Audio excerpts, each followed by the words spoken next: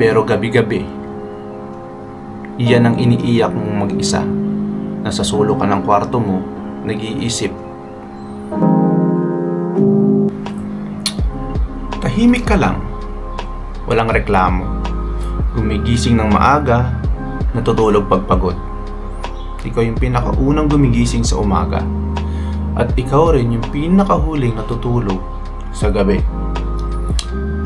Pero sa dinami-dami ng ginagawa mo, may nakakaalala pa ba sa'yo? Hindi dahil kailangan ka nila, hindi dahil hinahanap ka nila, kundi dahil mahal ka nila. Alam mong kailangan ka nila, pero minsan, nakakalimot silang tao ka rin, may pangangailangan, kailangan ng pagmamahal, kailangan ng aruga. Araw-araw trabaho, araw-araw sakripisyo, padala, baon, pambayad ng kung ano-ano. Minsan na nga lang tumahimik, minsan na nga lang magmuni, minsan na nga lang magpahinga, hinahanap ka kaagad. Yung palaging, pag may problema, pangalan mo lagi yung una nilang nakikita. Pangalan mo lagi yung unang pumapasok sa isip nila.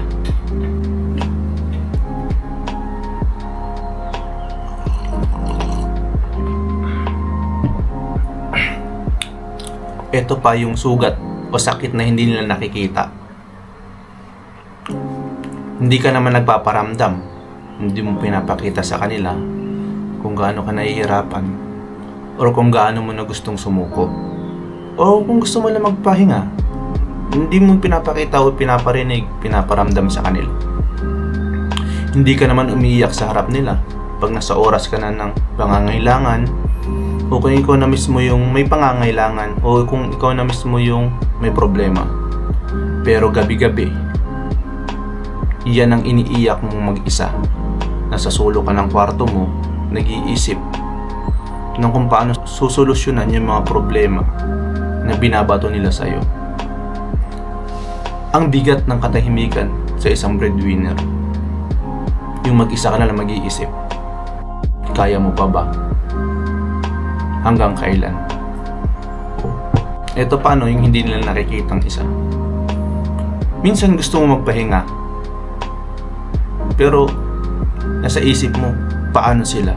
Sila agad yung pumapasok sa isip mo. Kasi parang ang dami-dami mong pananagutan. Parang ang dami-dami mong responsibilidad. Parang pasan mo yung buong mundo. Parang ganun yung pakiramdam. Pag hindi ka nakatulong, hindi mo na ibigay yung gusto nila, parang kasalanan mo pa. Pero sila, natanong ka ba nila kung kumusta ka? Kung okay ka ba? Kung kaya mo pa ba? Pero sa isang banda, yung tunay na tanong, hindi yung kaya mo pa ba? Kundi, kapag hindi mo na kaya, pag hindi mo na kinaya yung problema, sinong sasalo sa'yo? Kapag ikaw yung nangailangan, sinong tatawagin mo? Kapag ikaw yung may problema, kanino ka lalapit? Breadwinner ka, oo. Pero hindi mo obligadong masaktan habang tumutulong.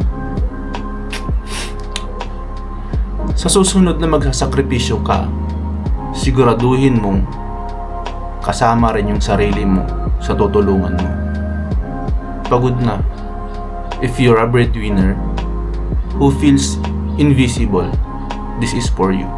And sa mga kababayan naman natin yan, sa mga taong nanonood nito, please share kung may mga taong kakilala kayo na may pinagdaraanan or taong sa tingin nyo ay breadwinner. At siguro time na rin to na pasalamatan nyo sila, tanungin nyo sila kung kumusta na, kung kaya pa ba, kung ano may tutulong ninyo. And please follow na rin po and like, subscribe para sa mga ganito pang content. So ito lang po muna sa ngayon. See you on the other side.